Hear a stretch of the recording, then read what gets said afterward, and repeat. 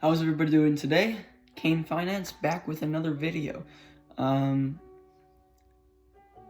Crude oil exploration, 2 times leverage. That's what we're dealing with. It's an ETF.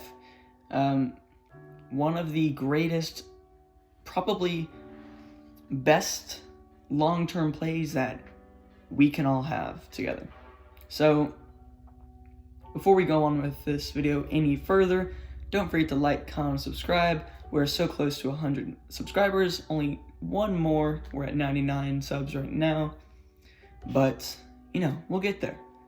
So, these are going to be pretty much, a little bit more of a risk, high reward. And that'll be for the last one that I'm going to show you. But for the first one, I'm going to show you it's getting there. It's decent. It has a lot of upside potential, and it's a little bit more stable, and you'll see as we kind of go along, I'll have things up here that'll just kind of help out just imagery-wise. So the first one is UCO, ProShares Ultra Bloomberg Crude Oil ETF. It is sitting at $54.72 as of right now. Can change when I'm editing later. So it is 2 times leveraged. There is a decay factor in every single stock, every single ETF, but when it is leveraged, the decay factor is multiplied by whatever it's being multiplied by. This one, so it's $54 right now. Back during the crash, it kind of recovered just a bit before it went in straight completely down. So January 3rd, it was $500 and $541.50. So then it kind of crashed down just a bit, and you'll see it there. And on February 21st, it was $382.50. So now, with it being $54.72, if you buy and hold, week after week, it'll start accumulating, it'll start just building up a lot faster than a bunch of these other stocks and ETFs that you kind of come across, because they are at their peak and we don't know if they're going to shut down or not. Normally in a market crash, crude oil becomes a lot more rare because the economy kind of shut down, gas prices go up, and then people are trying to get gas, bringing the gas prices higher, supply and demand, oil prices go up, so this stock should do incredibly well. Even ExxonMobil, it's starting to change paths on us. I'll pull it up here real quick. ExxonMobil, under that 5-year chart, it is coming back up. Just kind of the late October was that turning point for Exxon. So if it can actually continue this momentum instead of this weird downtrend it had for about 4.5 years, that'd be awesome. But we're not talking about ExxonMobil today, we're talking about UCO. So this one is the safer one because whenever we go to the 5-year, there's a lot of stability. There was growth around the 2017 June area and until October 5th, 2018, and the highest at that point was $919.75. So there is a lot of potential here. It is going to be the most stable, like I said already. We can expect big things. We're looking at 3 months, 71% the past 3 months. I know that's not a really strong tell, but if it can keep momentum for about 3 months, when it looks like it has. There were some stall points. December 18th through January 5th was a big stall, had a dip. And then between January 12th and January 29th, it had a stall. But other than that, it had great growth increments. Very decent, in fact. So that's pretty much where we're at. Daily volume, it's very much like DFVN. If you watch my last video, it has the 2 million average volume a day.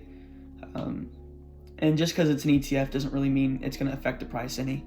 But normally these are just day tradable. These are meant for day trading. But if it has high growth, then, why not get into it? Yeah, there's a decay factor, and yeah, there's high, taxes for being in it. Not a tax, but they'll kind of withdraw funds as a management fund or management fee, whatever, but it's not something that would be truly noticeable unless you had a couple million in there and they just took out like a couple $1,000s. But so that was UCO. Again, the most reliable one that we're gonna see, and the most stable, most reliable. I have 2 shares of it already. I kind of got into it yesterday, planning on getting more, but at the time I was just kind of fighting to keep Tesla alive and building that one up. So now we're going to go into GUSH, Direction Daily S&P Oil and Gas Exploration and Production Bull 2 times shares, 2 times leveraged again. And this one is oil and gas exploration and production. So this has a broader kind of reach when it comes to just all that it holds.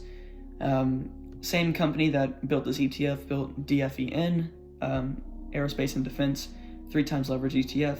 One of my favorite top holdings that I have. It's gonna do great. It's gonna blast off soon. Check the last video for those details.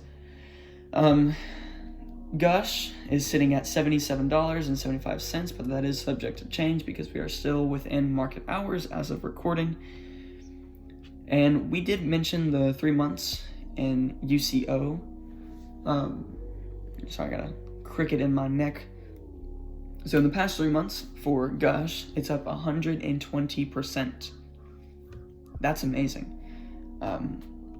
Honestly, I was looking at this about 5 months ago and I was planning on getting it, but then I kind of got distracted with dividend paying ETFs and stocks, so I forgot about it and I can't make those gains back. But what we can do is buy in now, because during that drop, right before it, it was, let's see, kind of that February 28th line, 21st line. It was about $690, so almost $700 at that point. I mean, you see it here. What I'm really reaching for with Gush is to get at least $1,000 per share. That is a big jump up from just 77, but it kind of held its ground from, August 16th to about January 24th. I mean, it's stable. It had some ups and downs during that time, but it seemed to want to start to skyrocket around the January 10th area. And you can see even by the graph, there's a downward trend with this one. The highest it's ever been was like 21,000, I'm pretty sure. Okay, 23,700, which is insane. I would love it if this got to that point, but at the same time, I know that is very unlikely for it to happen unless something comes out with gas and everyone's able to just figure out how to make it a lot more valuable without it losing its efficiency and function. But we have exploration and production, so if production becomes more efficient, then that's awesome. If exploration, we discover this huge oil and natural gas kind of reservoir in the United States, that'll drive some prices up. So we go to the market volatility volume. It's about 2.6 million. So a little bit more than UCO, which I guess is good because it'll give it more awareness to it. It also has dividend yields of 0.2%. Not much, but you can get what you get. So that'll pretty much conclude the video. Again, we had the UCO, which is the more reliable one, the most likely to actually continue growing even after getting to its drop-off point, which was pre-COVID. And then we have Gush, which was, the more risky play, and hopefully you can make a lot more money off of this. So it's just something to watch out for. We are seeing some weird oil things going on with Saudi Arabia, the United States, kind of outsourcing oil and then buying from other people. So we don't really know what's going on. It'll take a couple months for us to truly understand and get a good idea of what this industry is going towards. But yeah, if there's any other things I can help out with and you have comments down below, leave a comment down below, man. And don't forget to subscribe. Almost at 100 subs. We're at 99. So, Kane Finance out.